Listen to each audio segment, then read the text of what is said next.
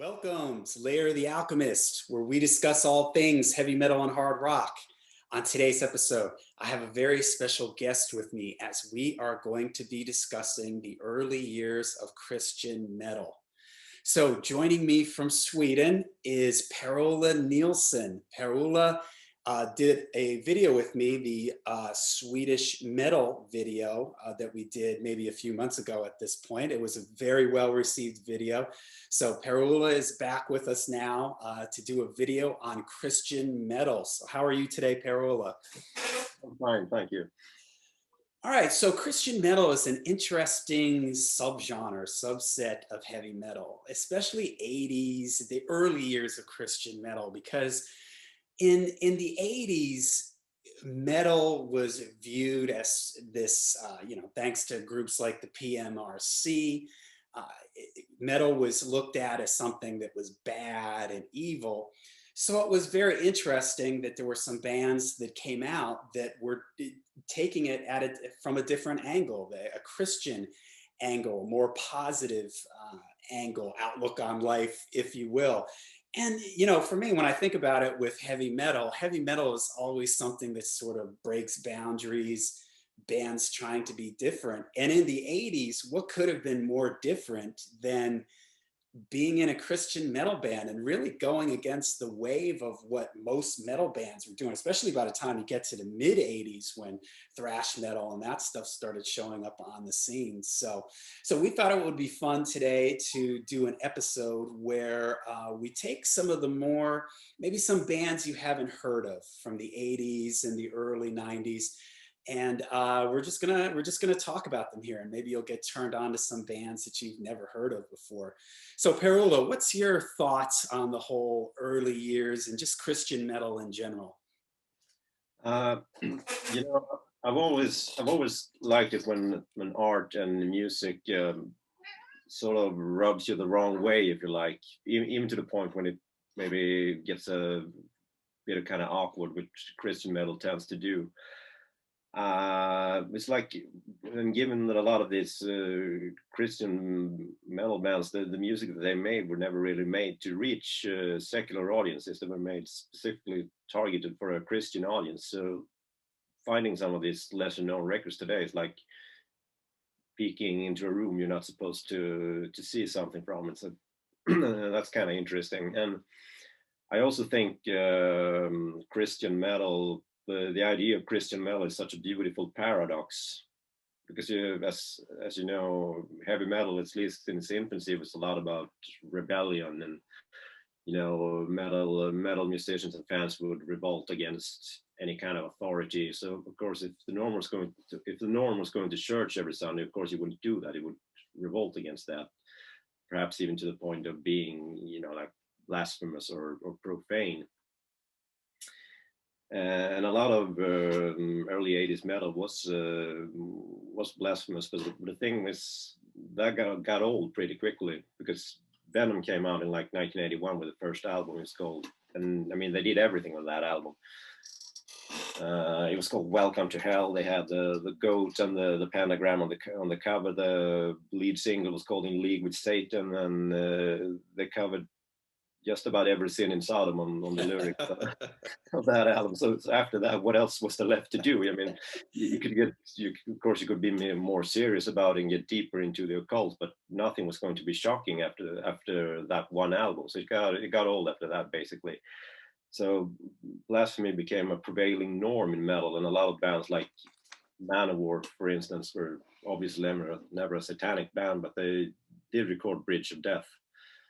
And a lot of bands recorded a satanic song or two just because that was something you were expected to do, pretty much. So when that becomes a norm, it's it's pretty natural. It's going to be some sort of counter reaction to that, and hence Christian metal. And I think Christian metal musicians were actually rebels on two fronts, basically, because they were revolting against the Christian community by, just by growing long hair and playing loud rock music. Good Christians weren't supposed to do that. And they were also revolting against the metal community because metal wasn't supposed to have a Christian message. And in a lot of ways, coming out playing metal and singing about Jesus Christ was a lot more quote unquote blasphemous than what a lot of other metal bands were doing. Given that blasphemy was the norm. So that's the paradox that I find so beautiful and fascinating, which makes me interested in Christian metal as a topic. Yeah, because like you said, in a lot of ways, in doing my research for this, I read about how a lot of these bands were basically getting heat from all angles. They were getting it from the Christian community because they, metal at that time, and this is hard for people to understand who aren't old enough, who weren't around in the 80s, especially here in the States. I don't know how this was in Europe, but here in the States in 80s, heavy metal was really the boogeyman of society. It was, it was something that you saw in talk shows, parents railing against the dastardly deeds of heavy metal and the terrible influence it was having on kids. So these Christian metal bands, they come out, they're getting it from their church communities that they shouldn't be doing this because heavy metal is something almost taboo. And from the metal community, people are looking at them a little bit skeptical sometimes because they're so far out of the norm of what everybody else is singing about. So in a lot of ways, you do have to tip your hat to them for going out on a limb like this. And if you were going to do something like this, you probably believed it, because it wasn't like it was some sort of cash grab gimmick thing that was going to be like, get you some quick success or something like that. I mean, from doing all my research in the bands that we picked today, it just seemed like everybody was pretty sincere about what they were singing about and everything. So you got to respect that. And, and the other thing for me is that there's a lot of really metal things about, like, as you see, as we go through these albums, the album covers and the song titles, there's some of these bands I didn't really realize they were Christian metal bands until we talked about doing this video. I went back through my collection and I was like, oh, wow, okay, yeah, because you can really, see, and you're going to see as we go through this, some of the song titles and the album covers, they could have been a Tolkien themed, they look like they could have been something like a Tolkien themed battle metal or epic metal and stuff like that. A lot of the imagery, a lot of the song titles and stuff like that. So. All right, well, we felt it would, so what we're going to do today is that we picked 7 bands, and we're going to talk about those 7 bands, talk about particular albums, and but we felt it would be remiss if we didn't at least mention the granddaddy, the big one of Christian metal, Stryper. Now, the Stryper's not really on any of our lists because we wanted to focus more on sort of the more obscure bands out there. We felt like Stryper, and I'll probably do a video on Stryper at some point because I am a very big Stryper fan. I really do love Stryper. But they were really the first band. They came out in '84. This particular album is the album that really broke big for them, To Hell with the Devil.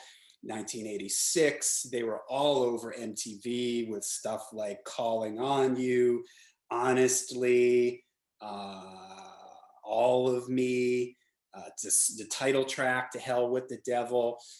They had a very unique look with the yellow and black outfits. And in a lot of ways, they were and still are sort of the big, when you think of the Led Zeppelin or the Black Sabbath of Christian metal, it's really Stryper. Although you'll see a lot of the bands on our list, some of the bands that I picked came out really right around the same time as Stryper. So, but Stryper, really great band, highly influential. I actually saw these guys live about 10 years ago. And they were amazing live. They pulled off all the background vocals, great lead guitar playing. So just a cool band. And so we just wanted to acknowledge, Stryper out there, and certainly the influence that they had, as they were the biggest, most successful band from this genre. But we want to dig a little bit deeper, and we are going to. So, all right, Per-Ola, who do you got for your first band that you would like to talk about? My first pick is, and it just struck me, I'm not sure how to pronounce this band name. I've always said Tourniquet, I don't know if that's a proper English word. Tourniquet. Tourniquet. Anyway, this is their debut album. It's called Stop the Bleeding. It came out in 1990. And it's on an important, in my eyes anyway, an important Christian metal label called Intense Records. I believe Intense Records started as an independent label in 1988, but it was pretty quickly bought up by Frontline Records and became sort of the metal imprint of Frontline. And Frontline themselves did have a couple of metal bands like Bloodgood on their roster, but once they bought up Intense, they put most of the metal signings on there. And if you're a vinyl collector, and I know you are, John, Intense Records is a bit tricky to follow because although it is a US label and all the bands are American, only the first 3 releases came out on vinyl in the US. Because vinyl wasn't selling anymore in the US, they switched to CDs and cassettes, but they continued to manufacture vinyl for the European market for a couple of more years after that. So any Intense Records vinyl you find from post 1988, like this one, are UK pressings for the European market. So Tourniquet were one of the more extreme and more unique bands on the label, and this album starts with a song called "The Test for Leprosy," which has this kind of sturdy mid-paced trash riff that would have you think you're listening to another Metallica clone. But once you get to the bridge of that first song, they step on the double bass and go into a tempo change, and from there on, the album is just a really wild ride. Second track is called "Ready or Not," and it's got this insane fast melodic guitar lines and some crazy high falsetto vocals all through. It's like the singer's really channeling his inner King Diamond on this track, which is I find it amusing that a Christian metal singer would do that, but it's pretty obvious that's what he does. And then of course it changes for a completely different, almost guttural way of singing on the next track. It's like anything can happen on this album, and it does. They have like quirky riffs, interesting song structures, a lot of different moods, and all. It's really great and creative. I don't know if I think this album should appeal to thrash metal fans. Don't know if they were thrash metal proper because they sort of defy classification, but should appeal to thrash fans. And if it was thrash, it was certainly some of the most creative and original thrash you could find in 1990. So highly recommend. I think they have a truckload of albums, but they got everything else I've heard from them has been really weird. But I really love this album. Yeah, that's an interesting one. I think out of all of them on our list, that's probably the most out there, most extreme, because like you said, it does have definitely like a thrash vibe to it, but it has a lot of like weird little twists and turns, and the vocals, he's sort of all over the place with his voice. It's a real sort of quirky kind of arrangements of the songs and the way the riffing is. So it's it's really interesting. It's an interesting record for sure. And 1990, I believe, is when that came out, right? Yeah. Yeah. All right. For my first pick, I have Barren Cross. The name of the album is Rock for the King. Barren Cross was from LA. This particular album came out in 1986. I always have a soft spot in my heart for when bands take band photos and there's smoke, and like a light behind the smoke. I always think that's so cool. So Barren Cross, they were active about 86 to 94. They released 6 albums during that time frame. Here's some interesting trivia. I'm going to guess that you're not going to know who this person is, Per-Ola, but Morton Downey Jr. Do you know who Morton Downey Jr. is? It does ring a bell, but I'm not sure. Okay, in the States, Morton Downey had a talk show, and he was sort of the precursor to Jerry Springer. He was a talk show host, and it was really outrageous. he would bring people on the show. He was sort of a conservative guy, and he would bring people on the show like punk rockers or something. And he would be chewing on he was chain smoking cigarettes and yelling at the people like, "You weirdos!" You know, he always had this thing, "You pinheads." You know, so the interesting trivia here is that Baron Cross was on Morton Downey Jr.'s show in 1986 with Anthrax and Kiss. So for all you people out there who remember Morton Downey, I didn't have a chance to search for it on YouTube, but I'm sure they were on there sort of here at 86 was the pinnacle of like the PMRC and all that kind of madness. So they were probably on there as sort of like a foil to the bad guys in Kiss and Anthrax. And well, here, look at, you have this you know, this nice metal band, Baron Cross. So Baron Cross, to me, they have a real kind of NWO BHM vibe to them musically, sort of. The vocals are really Bruce Dickinson-like, minus the upper range of Bruce, sort of like the upper mid-range of Bruce, if you will. Maybe, ironically, Number of the Beast era Bruce. The vocals remind me of that. So also a little interesting, another little interesting piece of trivia for you. And I'm going to put my glasses on for this. There is a note on the sleeve here from Pastor Bob Beeman. Right. Now, I had no idea. I was doing a little research on Christian metal before this video, looking on YouTube. Didn't really find a lot on the history of Christian metal, but I did come across this Pastor Bob Beeman, and he's obviously older now. And he had a video on about something about heavy metal and you know, the church and stuff like that. So it was interesting. Then I opened this up and I saw, hey, why does that name sound familiar? And I was like, hey, that's the guy that I just saw in that video. And apparently Pastor Bob Beeman, he was an author and a founder of the Sanctuary International, which was something that promoted like Christian metal bands back in the 80s. And he even has authored some books on like heavy metal and Christianity. So a really interesting guy that's been there since the 80s. And he sort of gives you know, a resume here, a stamp of approval to the band on the inner sleeve. So like I mentioned, the songs, even though the vocals have a Maidenish vibe, the music maybe does to a certain degree. None of these sort of faster, more technical Maiden type stuff. It's maybe more like mid-paced Maiden, like the song Believe. It has a really cool main riff. It has sort of like a slowed down Maiden vibe to it. It's got a short little bass solo inside it. Dying Day, the opening track on the album, is a cool fast driving number. He Loves You, mid-tempo with kind of a big mid-tempo chugger with like a nice big chorus to it.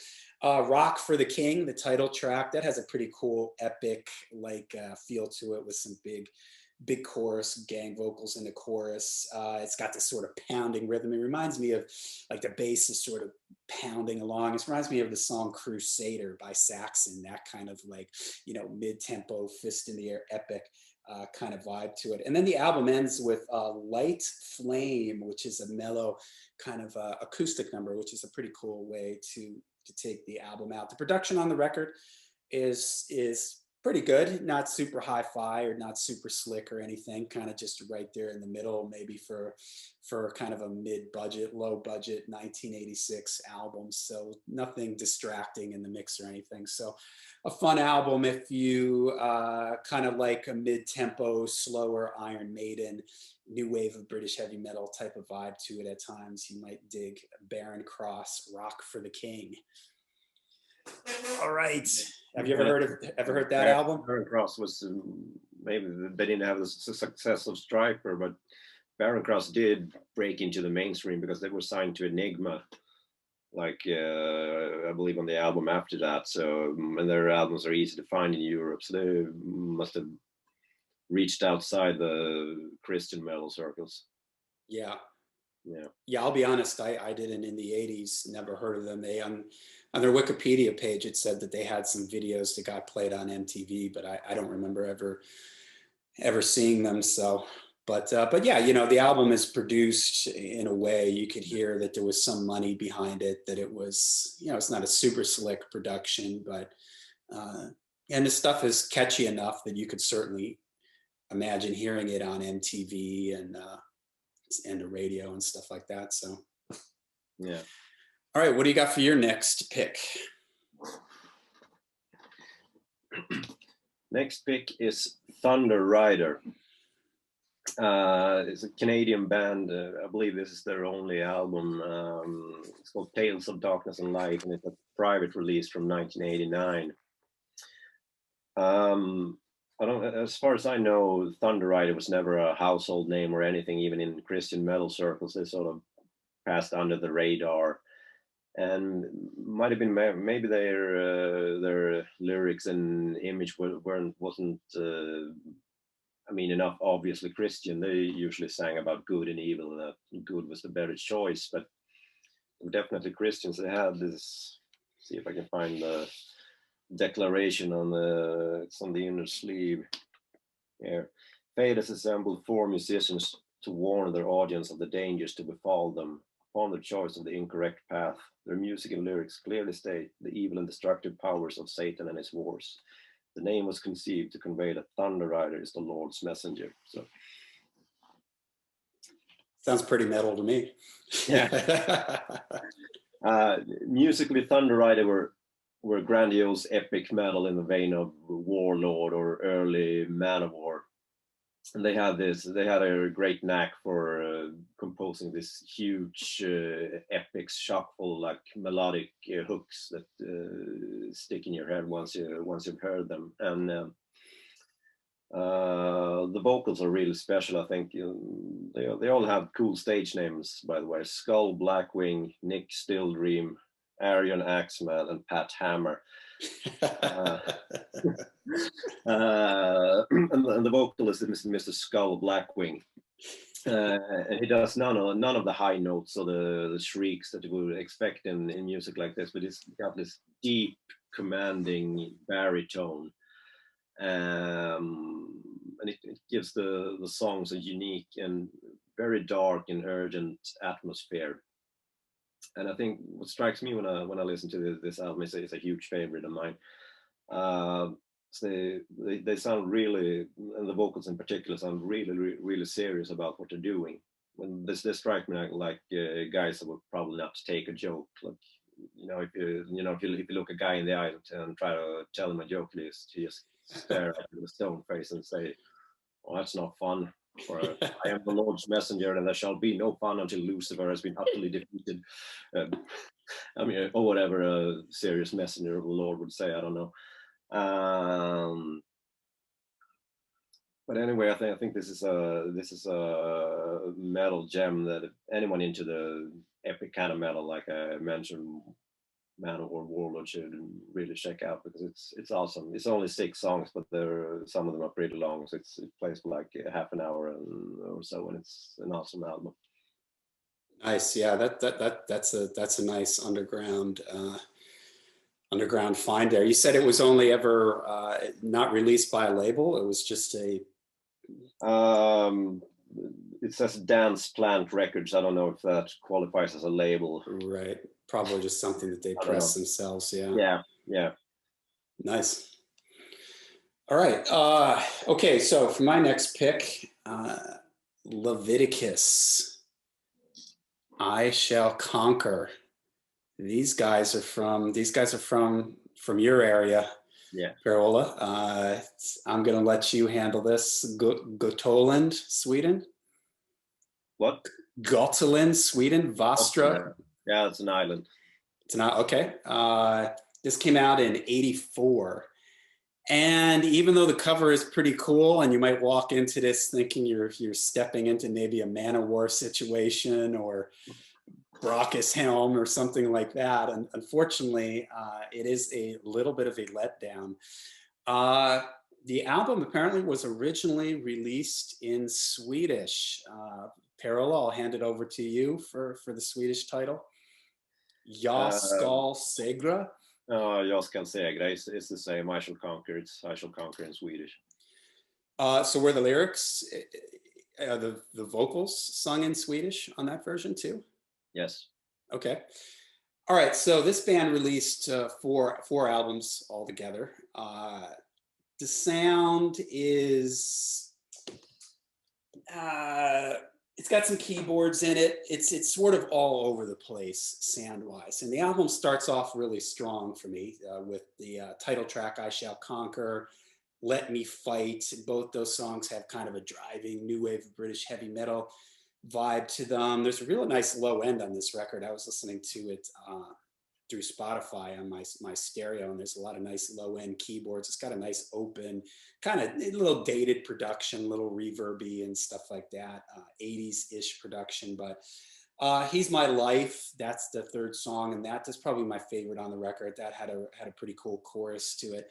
But then unfortunately things go off the rails kind of quickly. And the next song, Doubt, is some sort of weird, funky jazz fusion thing that you're just kind of like, whoa. In fact, when I first started prepping for this episode, I had a Spotify playlist and this album was playing. And when that song came on, I thought, did my thing shuffle play to like another band, or did I accidentally? I was like, what is going on here? I mean, it is just a total, this is obviously, you hear this sometimes with lots of bands from the 80s where there'll be these really cool songs, and then there's always like a handful of songs that are just way out there in left field, and you kind of know what it probably is. There was probably somebody in the band that was into jazz and that forced I want to get one of my songs on here, and he forced them into putting this because it doesn't fit at all with the rest of the record.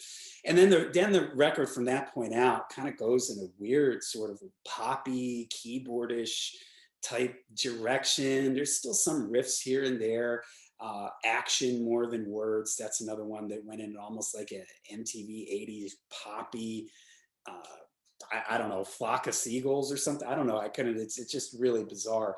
The album comes back around for the very last song, PS 23, which I'm assuming means Psalm 23, which is kind of a mellow, kind of has a mellow, slightly epic feel to it. So it's kind of a nice way to take the record out. Kind of a shame that they didn't stick more with what they did on the first couple songs in that last song.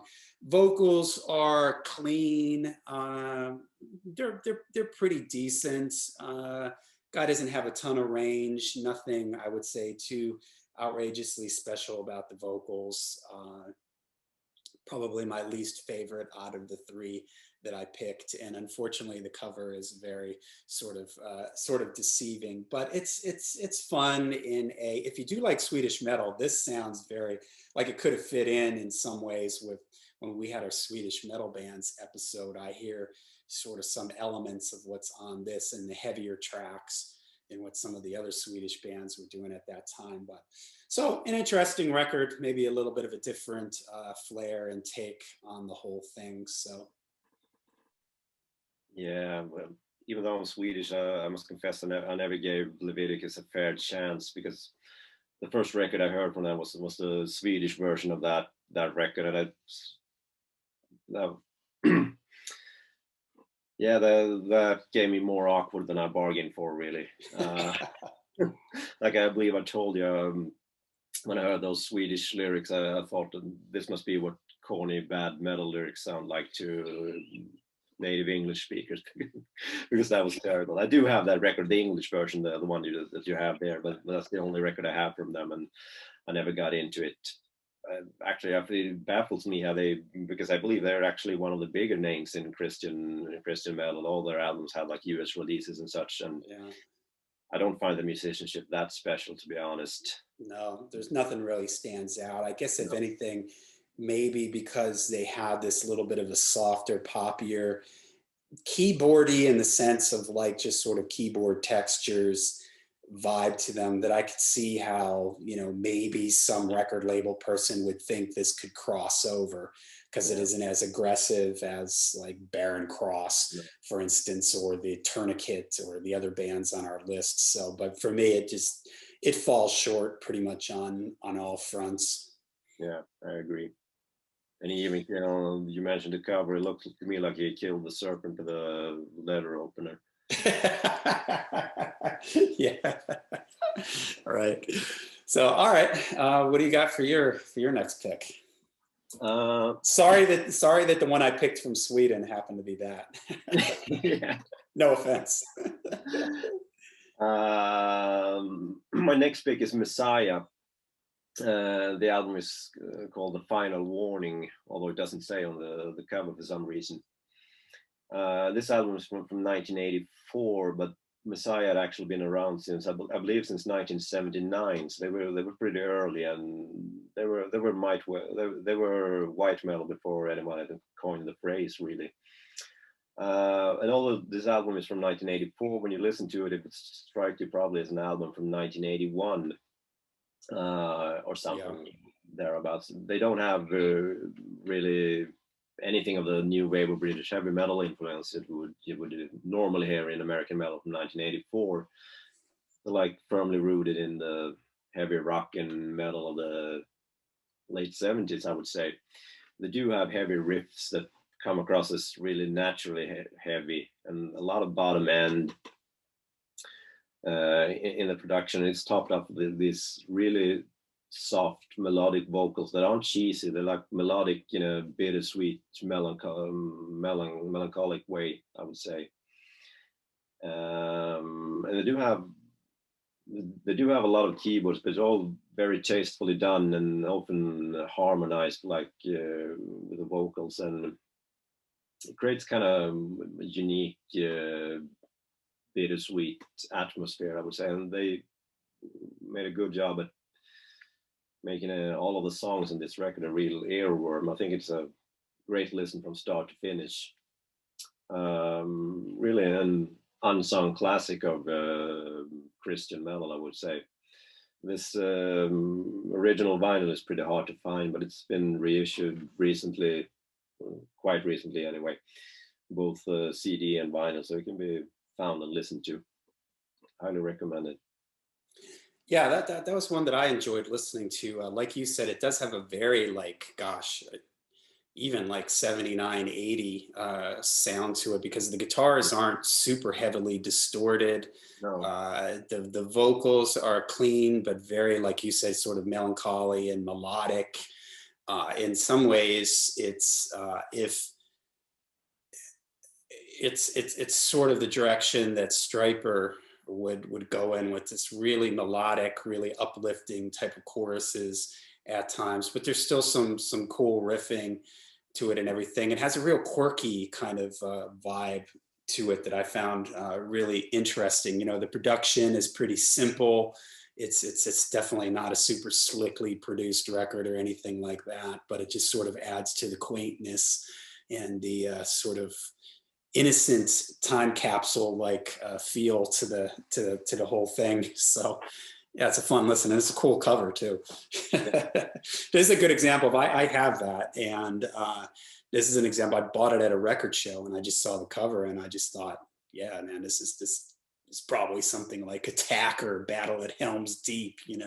I thought it was going to be something like that, and it wasn't. I mean, I enjoyed it for different reasons, but it has a pretty cool cover.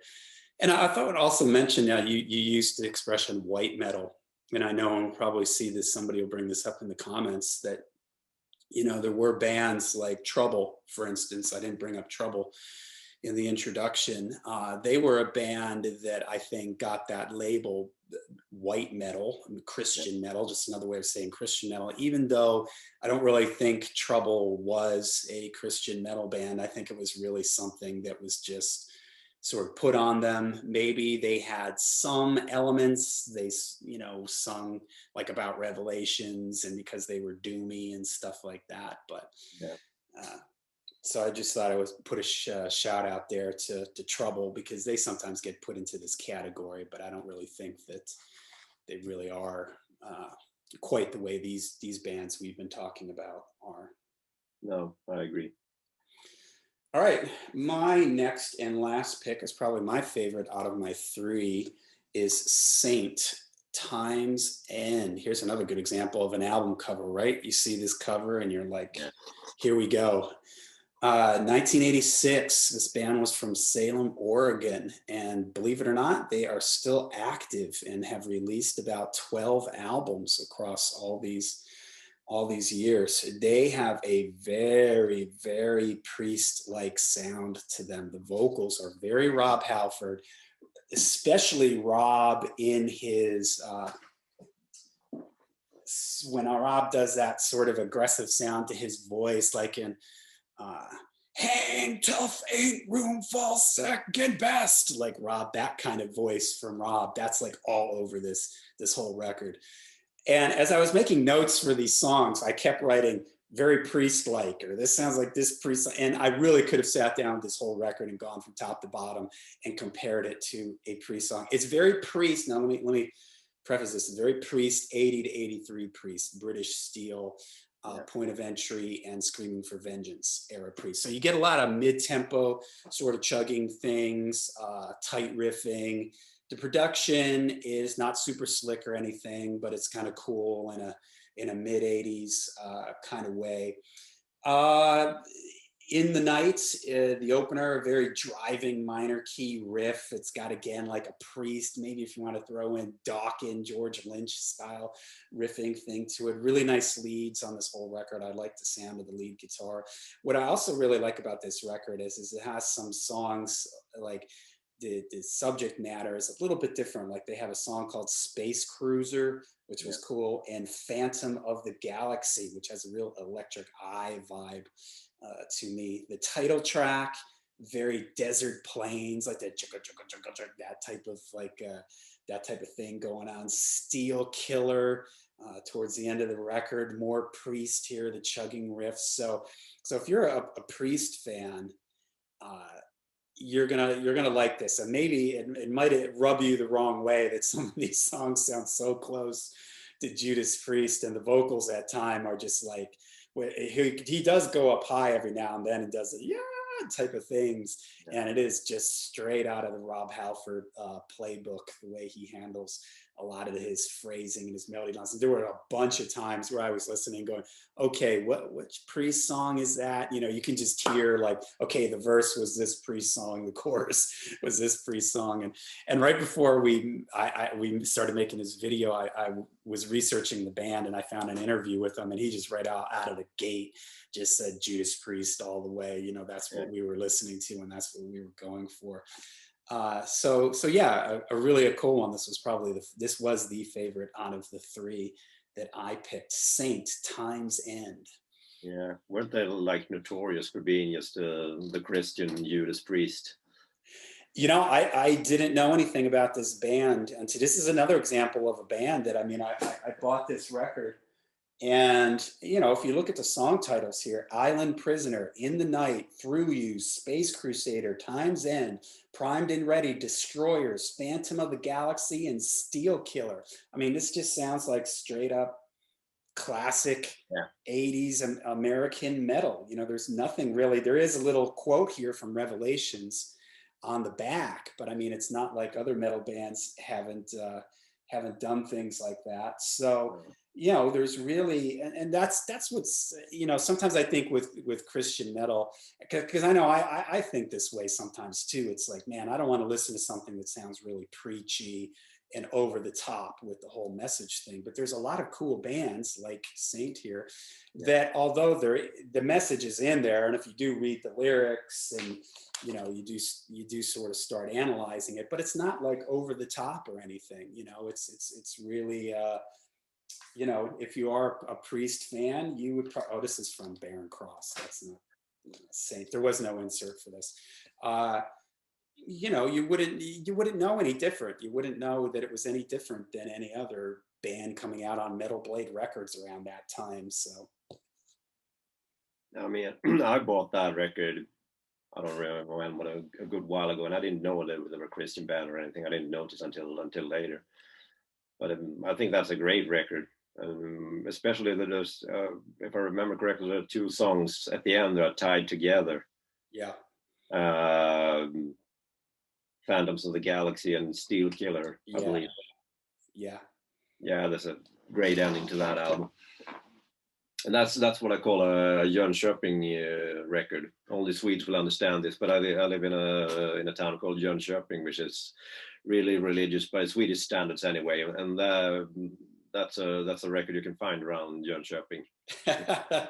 All right. That and the Messiah, the Messiah Prophet album, Master of the Metal.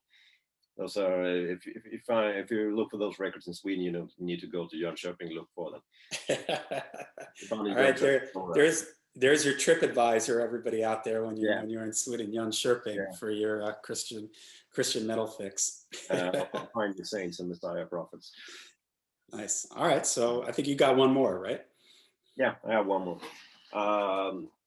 Actually, my final pick is another one of the Intense Records label. I'm going to cheat and do a quick mention to other bands on the label.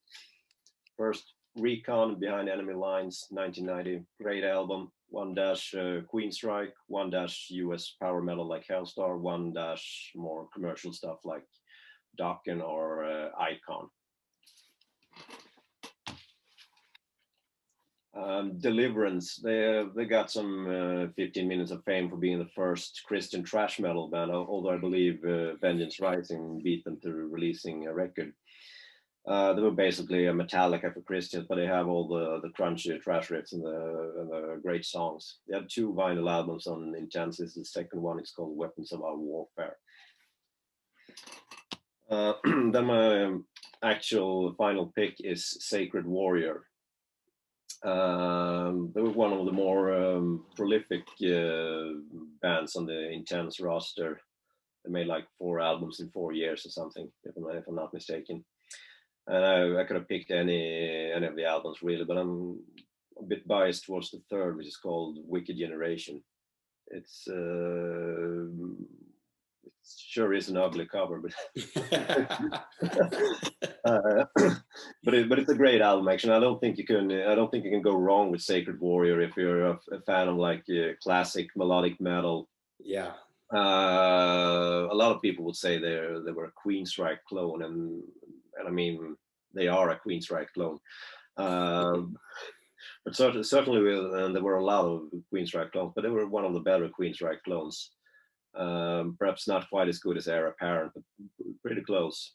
And this album, I don't know if it's a concept album or anything, I'm not sure, I don't believe so, but it's got some of these narrated parts and stuff between songs. And if you're a fan of like mid-era Queensryche, like Rage for Order, Operation Mindcrime, those albums, you can't go wrong. You're gonna love this. I think it's funny because you mentioned Pastor Bob earlier, and he would have. I see he's not on this album. He was on some other Sacred Warrior albums. I don't remember which one, but on quite a few of these albums, he would have like his picture on the back cover with a column, and do like an official endorsement where he will like vouch that not only were these guys 100% metal, they were also 100% good Christians. So nice. That's good news. And it's really awkward, but like I said, I like when it gets awkward, but it's also important because Pastor Bob, I think he was a pastor in California, and he saw that metal musicians and metal fans were rejected from churches, and he didn't approve of that. So he started this Sanctuary Rock and Roll Refuge, which was a ministry, and became kind of a movement of sorts, where a lot of bands and musicians and fans would meet, and a lot of bands sprang out of that environment, like Sacred Warrior, I suppose. And later on, Sanctuary would also sponsor like the first Christian metal festival. And I think Pastor Bob is active still today. So yeah, he is. He's on YouTube, and yeah. I mean, it might be awkward, but weren't it for Pastor Bob, I don't suppose I would have all these cool records to listen to and be fascinated by. So, yeah, thank you, Bob. Yeah, absolutely. That was probably my favorite pick out of all your picks. Yeah. You're spot on. It's very Queensryche, like Queen of the Reich, that era. I love the guitar tones on it. The vocals are great. It's got a slightly progressive Yeah. vibe to it, but progressive in an early 80s kind of way, not an over the top dream theater kind of way. So pretty well produced, very nicely mixed and everything. So yeah, a really cool record. Yeah. All right. Well, there you go. We got 7 picks for everybody out there of some cool, maybe slightly underground, off the radar a little bit, Christian metal bands that everybody should check out. So let us know in the comments down below. Let us know some bands that we might have missed. I mean, we deliberately only picked 7. We know, of course, that there's a lot more out there. Our time frame was mostly 80s, early 90s. I know that in some ways the Christian metal movement only picked up more steam as time went on, and in different genres. You've got Christian death metal, everything at this point. So let us know in the comments down below if you've heard of any of these bands. Let us know some of the bands that you like, maybe some of the bands from this time frame that we might have missed. So let us know. So all right, you got any last thoughts, Per-Ola? No. Just remember, if you're in Jönköping, Yeah. the Christian metal vinyl capital of the world. Yeah. Sweden, great. All right. Well, thank you, Per-Ola, for being on here with me. It's always great having you at the layer. Your knowledge of heavy metal and classic metal is something to be admired for sure. So thank you for coming on at the layer. Thanks for having me. And till we see everybody again, make sure you stay heavy, stay metal.